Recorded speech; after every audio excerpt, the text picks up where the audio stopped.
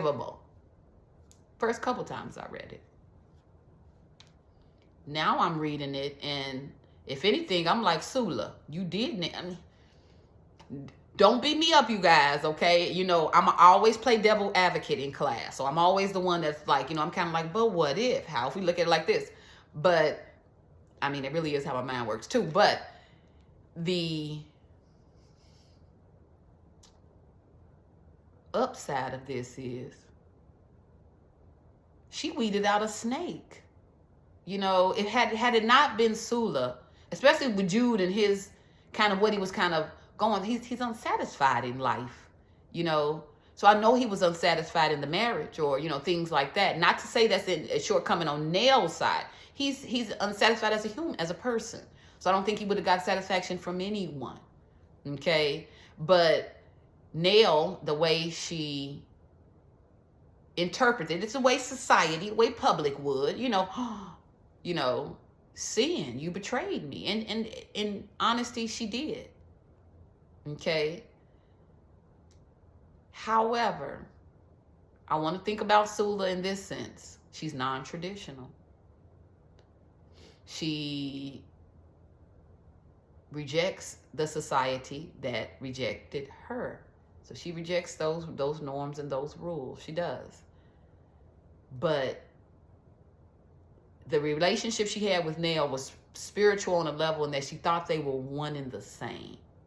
Okay? Now, I know this sounds crazy. I know you're like, what, how? But again, if you read the text, they used to share boyfriends when they were younger. They used to kiss the same guy. Now, again, Sula, that was when we was kids. We're not, you know, not my husband, you know, but Sula was kind of moving with a misunderstanding. She was moving with a misunderstanding, but she was hoping her friend, or she thought her friend, didn't view her in the way that the world view her. She like, my friend knows me. Okay. So we see Nail and how she felt after the indiscretion. And then we flip to Sula and we see how she feels after it. So Toni Morrison, again, she's making those private things public, okay? Sula was genuinely bewildered. She did not expect to lose her friend. And I know you guys, I'm telling you, the first time I read this, I'm like, Sula. But Sula almost, now this is, I need to read maybe a little bit more on, you know, criticism on it, or critical study on this to kind of, especially this last part. But I'm thinking, when I think of Sula and Nail, that was the marriage. Long before Nail met Jude, her husband, her and Sula solidified through a ritual. You know, when they was kids, you guys remember like them digging in the dirt, and they solidified a ritual that bonded them to each other. They both knew what they were doing. I want to say, did they cut the finger? Almost like blood sisters, you know. And Sula felt, if she did not feel understood by anyone else in the world, she felt understood by Nail. She felt seen by Nail. So the intention, the way Sula saw it, was never to hurt Nail. You know, the intention, the way she saw it was, it wasn't a malicious bone in my body when I did it. I know you guys are like, what? But Sula is a very sexual being. She's, again, I pointed out, promiscuous. And I really feel like, because she was neglected, if you guys know anything about neglect as a trauma response, a lot of times emotions are ditched in order for them just to be able to cope and deal. Okay? So I think Sula was emotionally detached, very emotionally detached to everyone except Nail. To everyone except Nail. Nail really, the rejection of Nail from her after this, it really hurt her. And I know you guys are like, oh, who cares? She was hurt. Again, I told you who she bonded with, her person, was Nell. She's not even looking at Jude like Jude is anybody. Sula's not. I know. You know, to her, my people is Nell. So, sabotaging in nature, yes, that happens with emotionally detached individuals. But we were really kind of able to really get to the heart of Sula. It was hard for me to stay mad at her. In her mind's eye, she didn't really move with the intention of stealing Jude. She didn't want Jude or hurting Nell. She was just satisfying the itch, which is bad. You know, keep them away from your husband. Okay. But yeah, the loss after the indiscretion was felt between Nell and Sula was each other. I don't even think Nell talked anymore about Jude after that, other than, now what am I going to do with my life now that I'm not a wife? That was kind of where we were left looking at Jude, or, you know, but yeah, this situation was the demise of the relationship between Nell and Jude, and it was the demise of the relationship between Sula and Nell. Okay. All right, fast forward, because I'm an hour in. I'm crazy, but I kind of knew I wasn't going to be able to talk about this quickly. And so, all right, so what ended up happening after this? Lines were drawn in the sand, sides were taken. Nell became a member of the society that judged Sula, that outcast Sula, that looked at Sula as a threat, that discarded Sula, okay? And as members of the community, the reading community, we too, you know, because I told you guys at one point I used to read this like, oh, Sula, you know, judging just as heavy as anyone else, right? A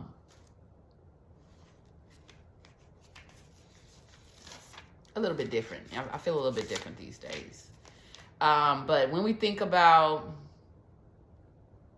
Sula,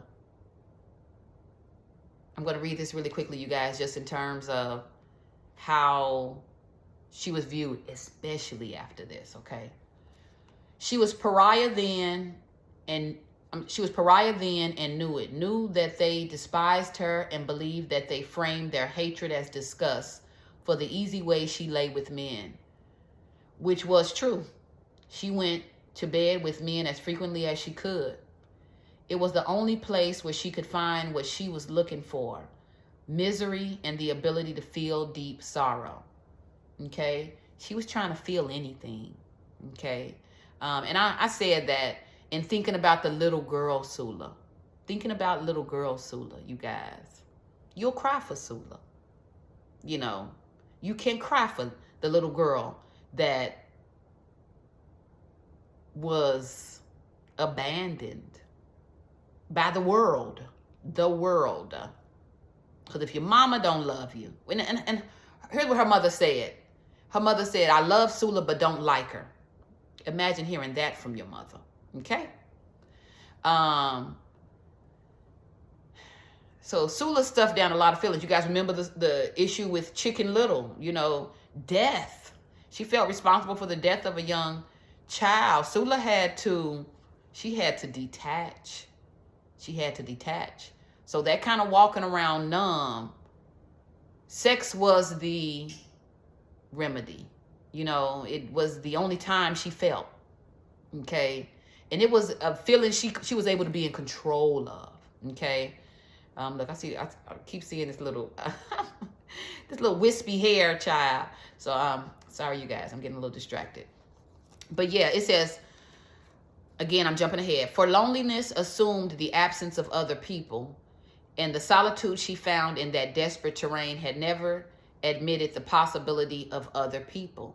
People rejected her, so she rejected people. Okay?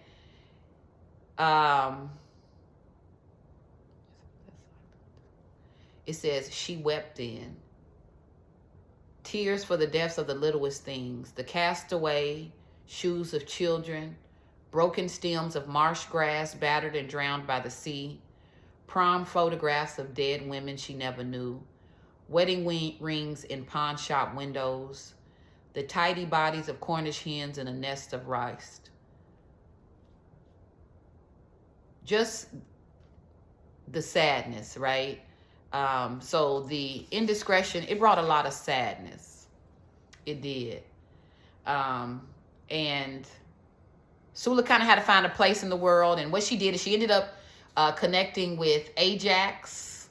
Ajax was an interesting figure in that he was able to give Sula the one thing she needed more than anything. One thing, what she got from Nell. And it's kind of, I see how she went out and made these connections, or when she really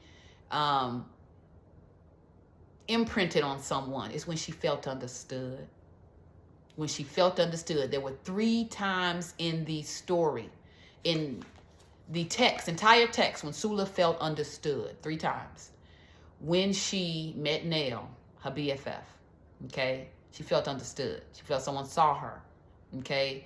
She felt understood by Shadrach in being a fellow town outcast. He knew uniquely what she was going through, what she was struggling with, okay? And she felt understood by Ajax. Ajax was, he was a town Lothario, okay? He was a couple of years older than Sula. You know, she kind of had always had a crush on him as a young girl. He was mysterious. He was unique in the story in that he didn't operate like the other men did, in that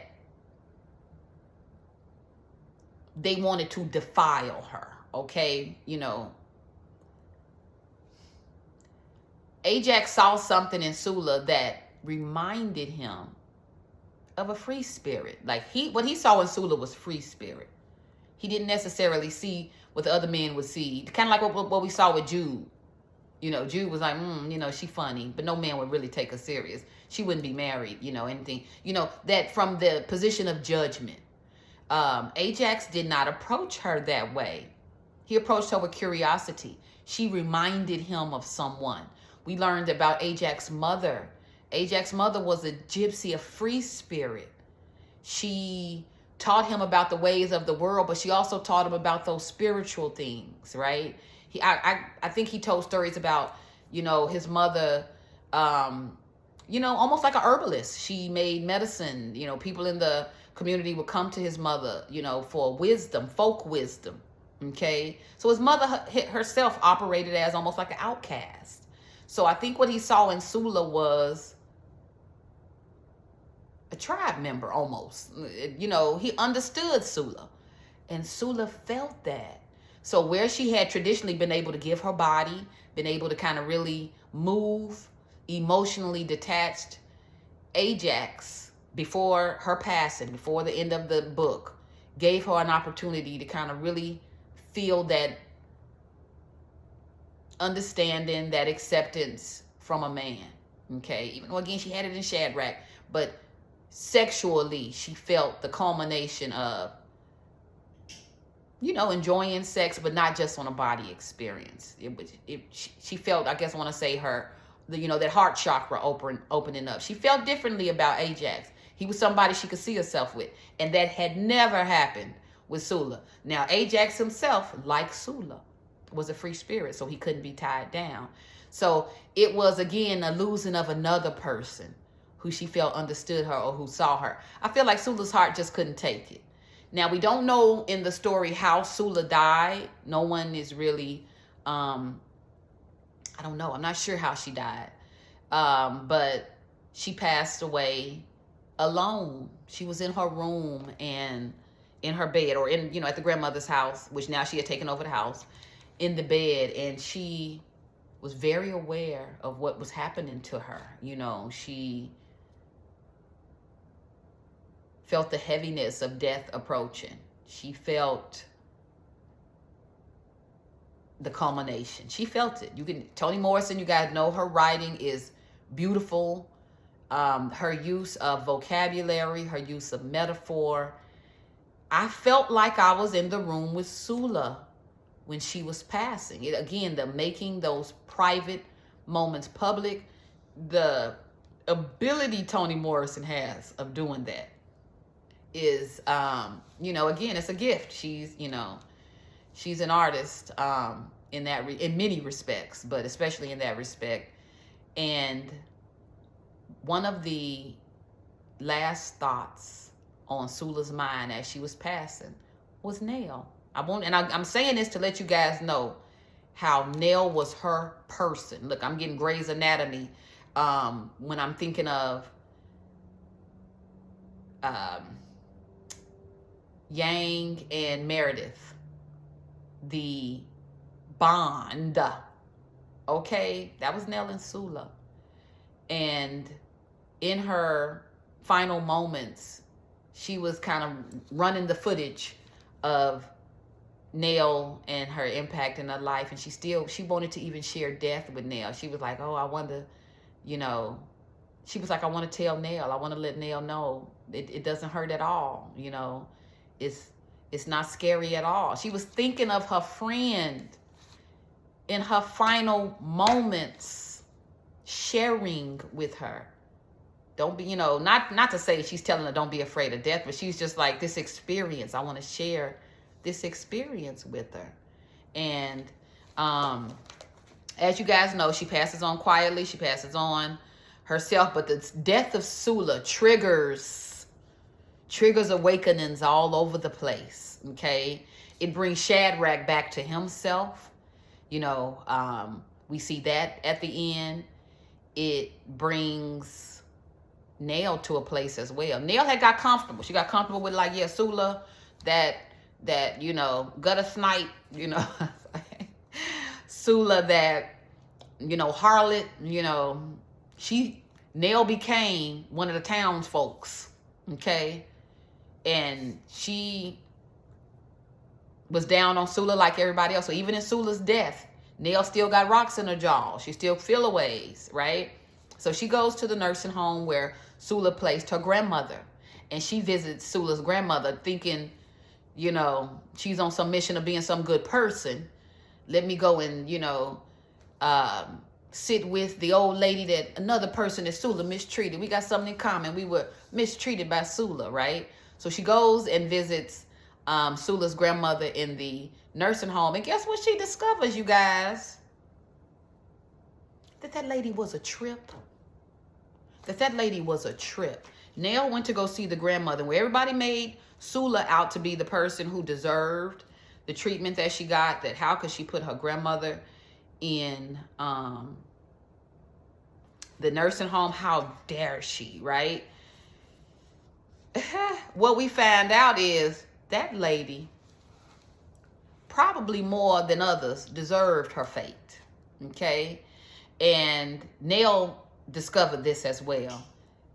It says, I don't know how much I want to share with this because I'm already at almost an hour and 20 minutes, which is nuts. I'm hoping that they allow me to upload this in its entirety. But if I need to break it up into parts 1 and 2, I can do that. But I wanted to really quickly, if I can. But if I can, I can kind of quickly summarize it. Ooh, but there was mourning. Shadrach was mourning Sula.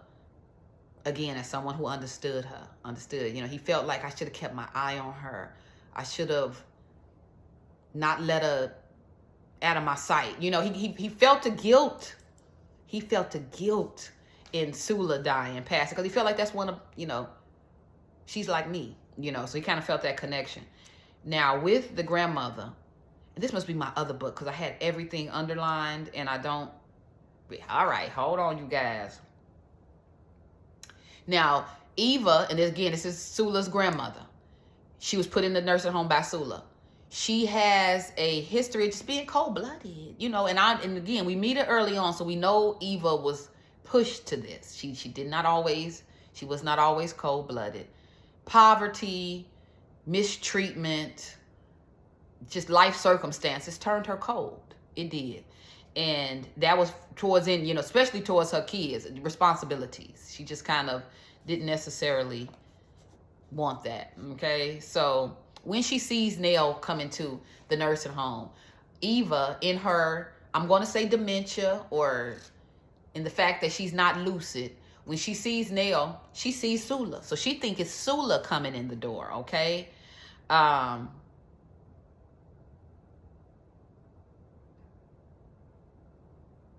Okay. So Nell walks into the nursing home. She sees Eva Peace, and she's kind of coming in almost like a church lady would come in to sit with her, see if she needs anything, pour her some water, you know.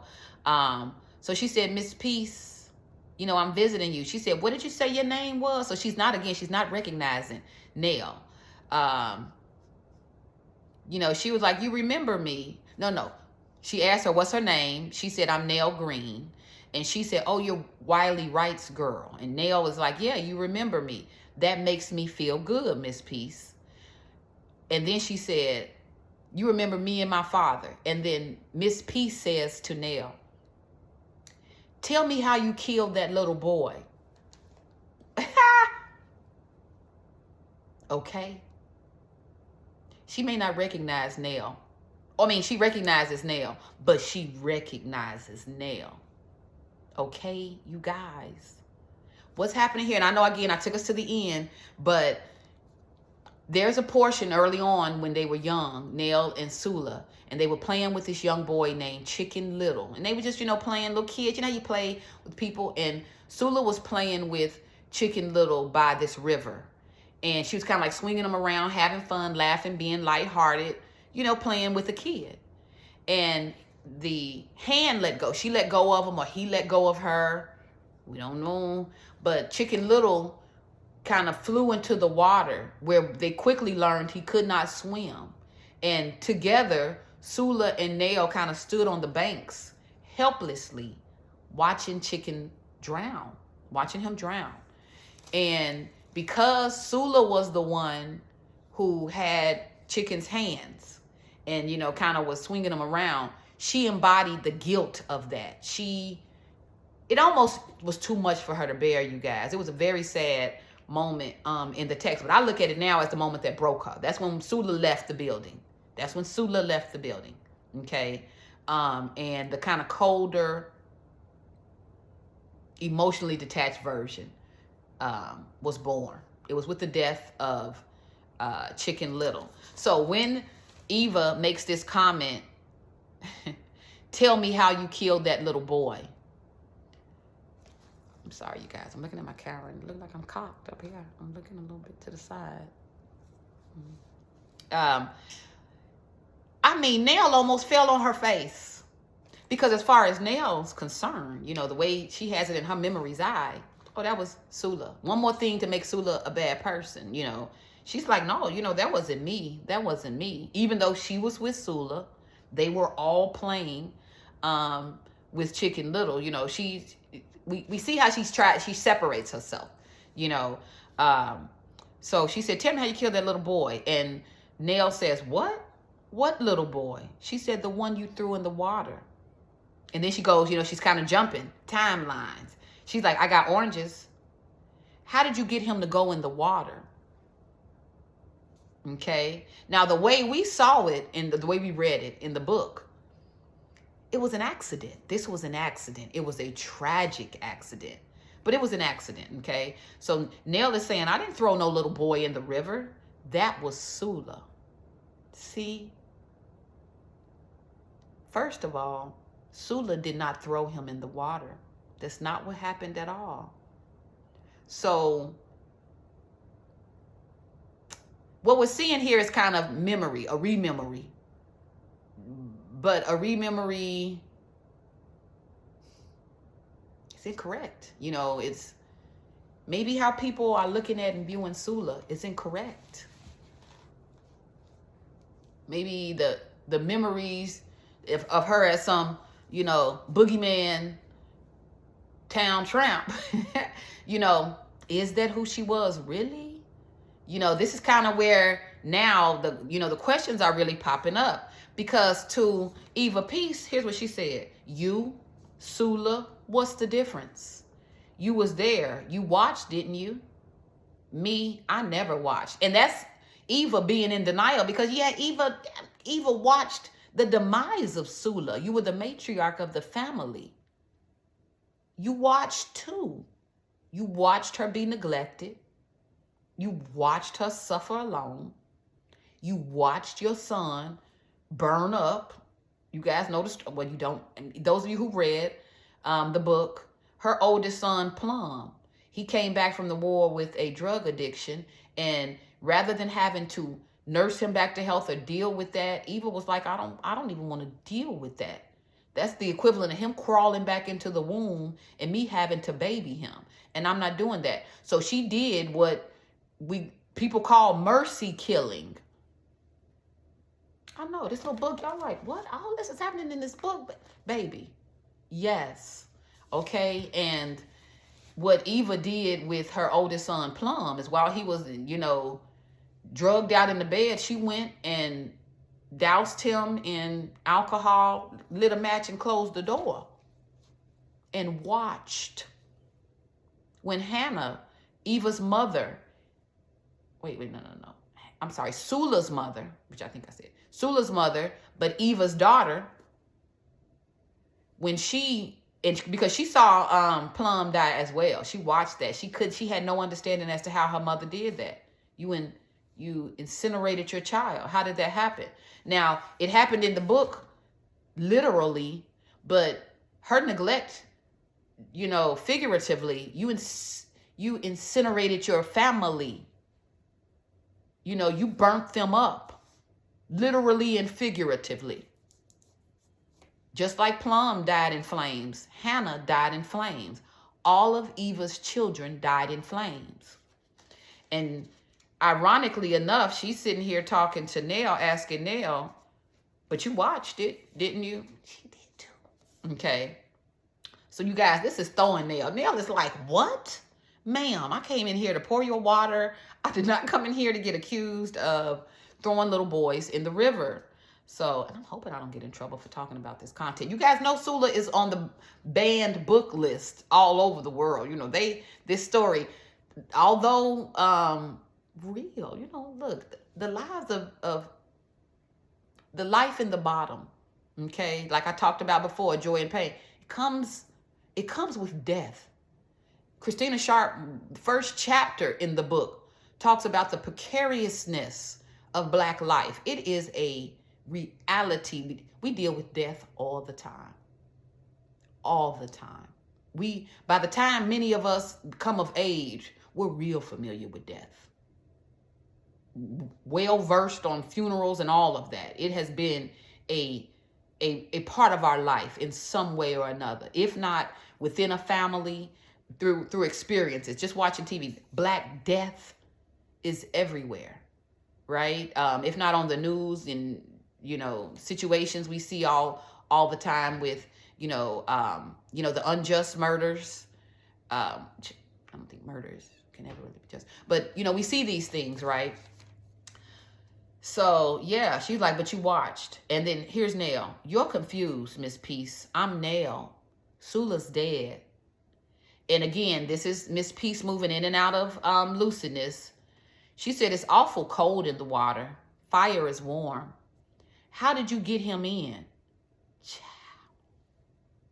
This is like one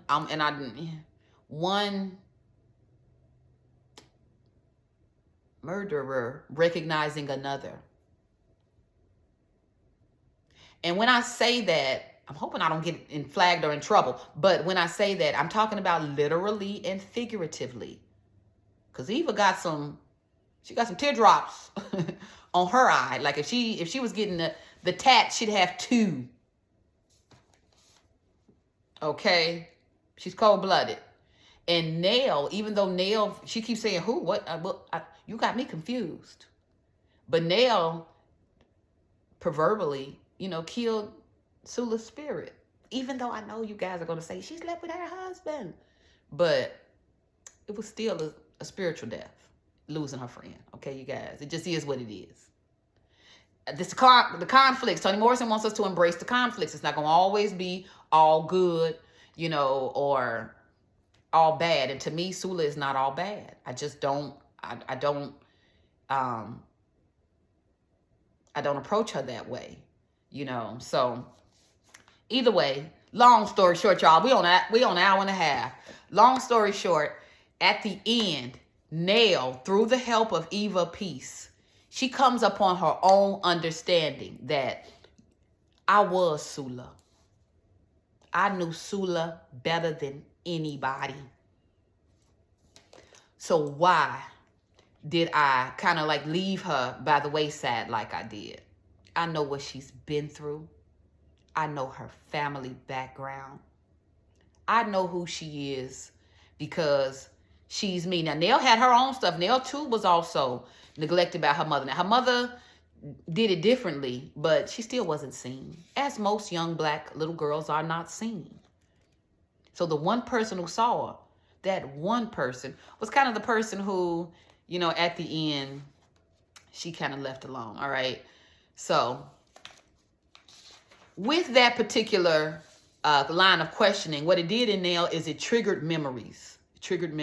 So Nell took herself back mentally to that day on the riverbank when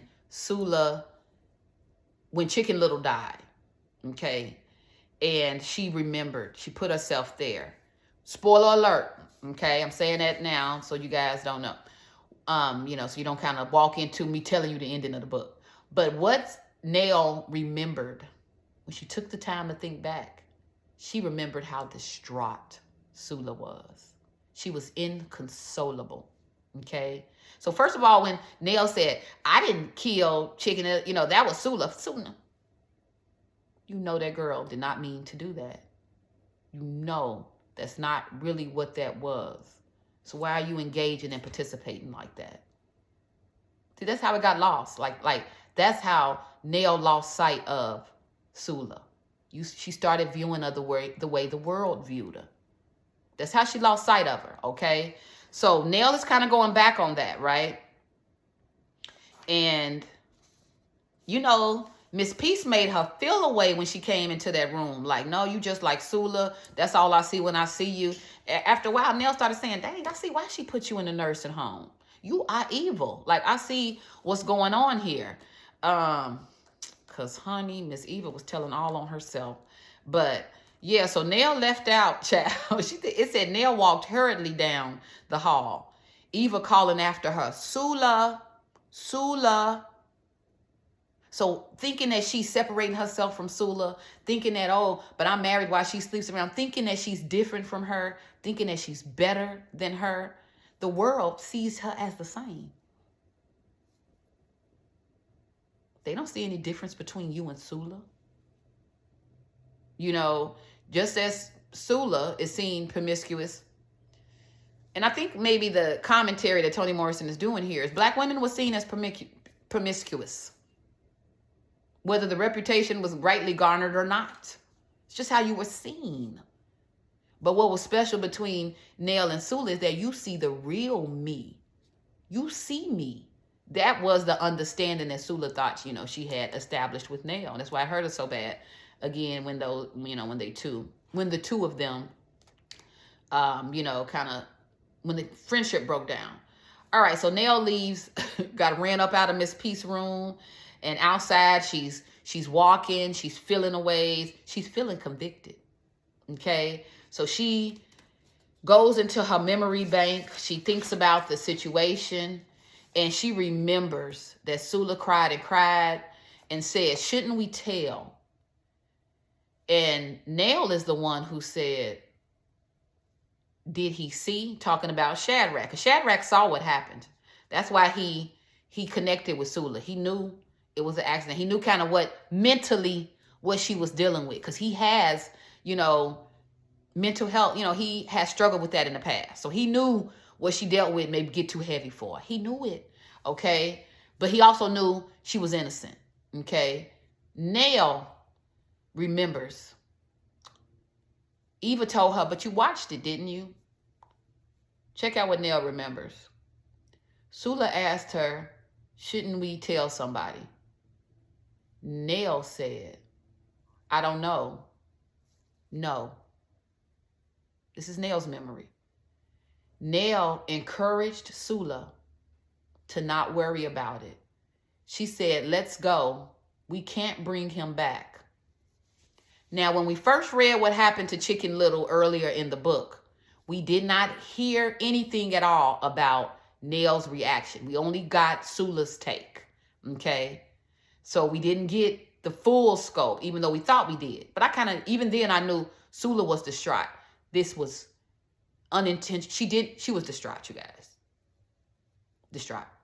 But what we're finding out is Nell encouraged her to forget about it. Nobody saw it. No one will know. No one's going to know it was us. Let's go. We can't bring him back.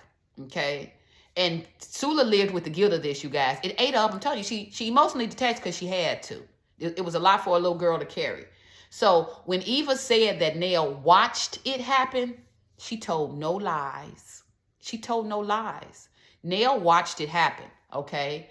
And it says all these years, she had been secretly proud. The word secretly. She had been secretly proud of her calm, controlled behavior when Sula was uncontrollable. Her compassion for Sula's frightened and shamed eyes. Now it seemed that what she had thought was maturity, serenity, and compassion was only the tranquility that follows a joyful stimulation. Just as the water closed peacefully over the turbulence of Chicken Little's body, so had contentment washed over her enjoyment. What Nell is doing right now in her recollection, she's remembering how she felt. Where Sula felt guilt and just uncontrollable grief, Nell felt a rush. Nell felt excitement. It says, what she had thought was maturity, serenity, and compassion was tranquility that follows a joyful stimulation. Okay? Similar to Eva, when she watched her first son go up in flames, it was almost like a joyful stimulation. Death by fire. It's like a cleansing, right? It's like a purity, a purification. With this realization, you guys, Nell is about to lose it. It's like she's walking fast. She's losing her breath. She's reeling. She's feeling like she's about to faint. Because what she is coming to terms with is that she left Sula for dead a long time ago. Now, and I don't want to put too much blame on Nell. I don't want to put too much on her because she was a kid just like Sula was a kid. But the only reason why I really side-eye Nell is because you was acting like you was blaming Sula when you knew better than anybody. That's not at all what it was. That's not at all what it was. So this revelation for Nell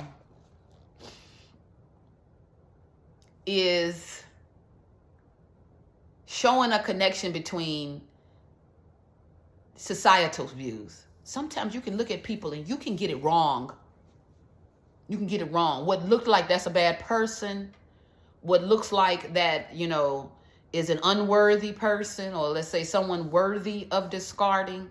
A lot of times what we're looking at or how we're understanding things, there's a misconception. And what we learned, and this is all the way at the end, you guys, we read through this book, the whole time I was down on Sula. The whole time. Previously, I told you, newfound respect. But previously, I was down on Sula the whole time. And that was a misconception. Sula was not her, she was not her experiences. She was shaped by them, yes. She had to detach from them in order to survive, yes. But she was not let's say what the town would consider just some heartless hussy. To take it back, like I'm using language from the 1930s, okay? She wasn't that. She was a misunderstood girl. She was an ignored and neglected girl. She was an underdeveloped spirit and soul, right? She was let down, honestly. So when I talked about how I ended up feeling after reading the text, after I finished the text, and how I was mourning Sula, I mourned the heart of Sula, because under anyone else's care, Sula could have been a completely different person. Perhaps maybe born at a different time. Sula would have been a completely different person. Maybe born in a different location. Maybe not, maybe born outside of the bottom, right? So many factors could have went into the story being different from Sula. I'm different for Sula, right? But it was a culmination of those things that helped to shape her. But at the heart of who Sula was, she was a little girl. She was a hurt little girl. She was a little girl who needed love and direction and guidance, and she did not get it. Okay? So she did the best with the tools she did get. Okay? Now, the community that she was given, they judged her, they discarded her, they threw her away. And the way she combated that or dealt with that is she just kind of created her own lane.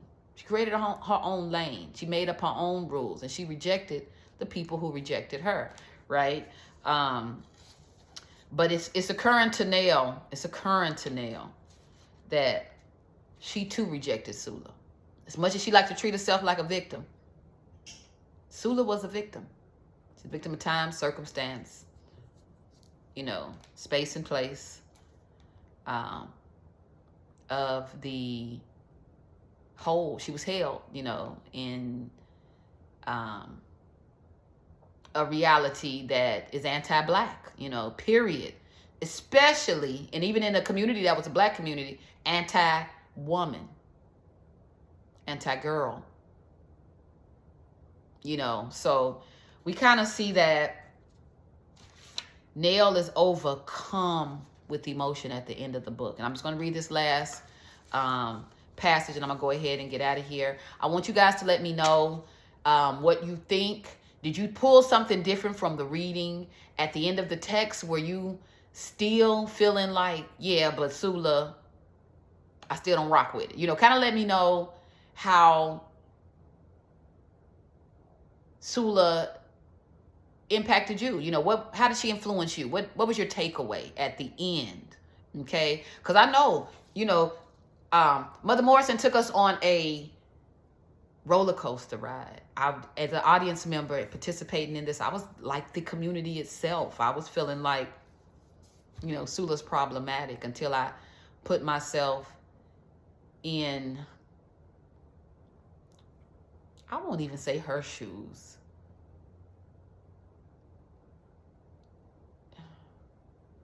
As I kind of looked at her circumstances, I guess you could say putting her in the shoes. All right, you guys see, let me go ahead and finish up. I'm getting tired, I guess. Okay, so Nail and Shadrach came to this conclusion that they failed Sula, both of them. This is what happens at the end of the text. It says, suddenly Nail stopped. Her eye twitched and burned a little. Sula, she whispered, gazing at the top of trees. Sula, and this is a question mark at the end. So although she's just discovering, but too in the Sula, she's calling her. Oh, sorry, you guys. She's invoking Sula, where it says her gazing at the top of trees. I'm thinking of spirituality, right? A lot of there's a African belief that the spirits, after someone dies, their spirits, find solace in trees. It's kind of where they go. So that's how I think, in my mind's eye, Toni Morrison is meaning this. It says, leaves stirred, mud shifted. There was the smell of overripe green things. A soft ball of fur broke and scattered like dandelion spores in the breeze, right? Kind of like this cracking open, this awakening. It was an aha for Nell. Ah, she needed me. She needed me, right? It says, all that time, I thought I was missing Jude. And the loss pressed down on her chest and came up into her throat. We was girls together, she said as though explaining something. Oh, Lord, Sula, she cried. Girl, girl, girl, girl, girl. It was a fine cry, loud and long, but it had no bottom. Look, shout out the bottom. And it had no top, just circles and circles of sorrow. Okay, and that's how it ends. It ends with Nell grieving Sula as she should, as the girl that she is. And I like how Toni Morrison says, it had no bottom, it had no top, just circles and circles of sorrow. This means this is continuous. This is continuous. Sula is a name of many misunderstood girls. Many women, kind of dying, but really the real death was the girl inside of them, right? Listen, I mentioned before how I read that there will be a movie. I saw that there was a movie in the works about Sula. I haven't seen anything about this recently. And actually, when I read it previously, it said it was coming out in 2023. Fingers crossed they come through with this movie, because when they do, you guys, we're going to talk about the film. And I really like to line up how films and the book, how well they relate, how they match up, I'm a huge fan of the book. So I want to see how the movie visually interprets this. It's a magical story, a really magical story. I can see why, and even though they threw Toni Morrison on the banned book list, because she's real. I mean, of course, she's masterful in her approach, but the aha moments in Toni Morrison text, the way they sneak up on you, right? They don't want these messages out there. Like, I know why this text is on the banned book list. They kind of don't want others to see the humanness, right? And this story about Sula, it's a human story. Let's say you don't like, what she did. Let's say you don't like, maybe you can't even relate to where she come from or how she grew up. But that little girl,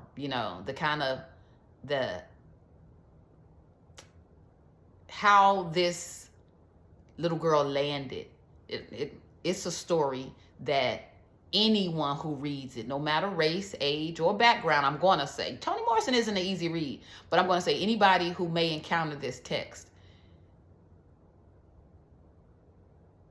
will pull something from it that will help to deepen their understanding. And they don't want individuals to develop understanding. That's the real learning.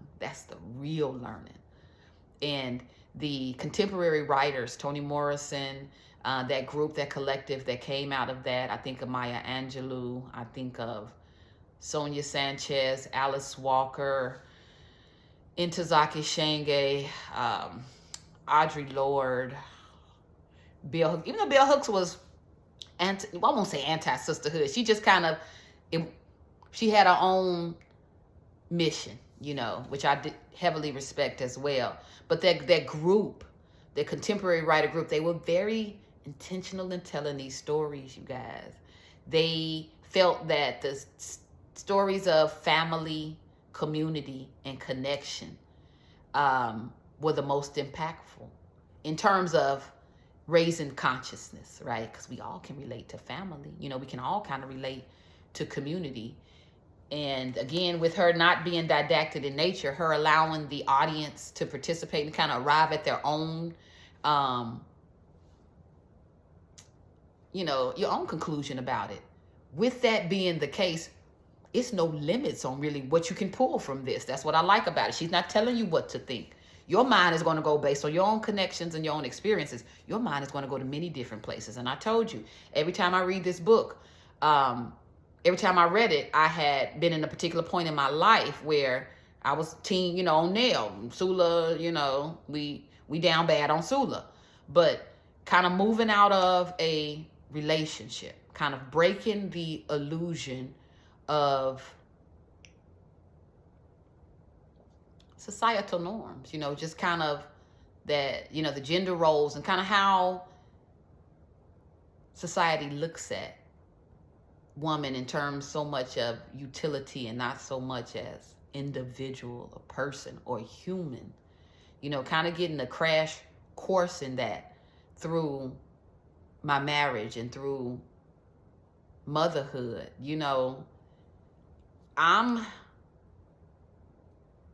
I mourned Sula. I mourned her. I did. I know how important it is, how that little girl in each of us, how important she is and how she needs to be held close. And I know it on a different level now, So I really look at Toni Morrison, the work she did here, phenomenal. But y'all know that's what I'm going to always say. So again, hopefully my students, I'm going to tag a few people. There's students in my class who I want to know what they thought at the end with Sula. All the way through, they were somewhere like, no, I cannot. I just can't. I can't get with her. I can't make any excuses for it. But with that last page, with Nell changing her mind, did you change your mind? I'm curious to know that. If you guys have anything to add, anything I missed that you want to point out about the ending, because I didn't talk about everything, even though I talked a lot, right? But yeah, drop it down in the comments.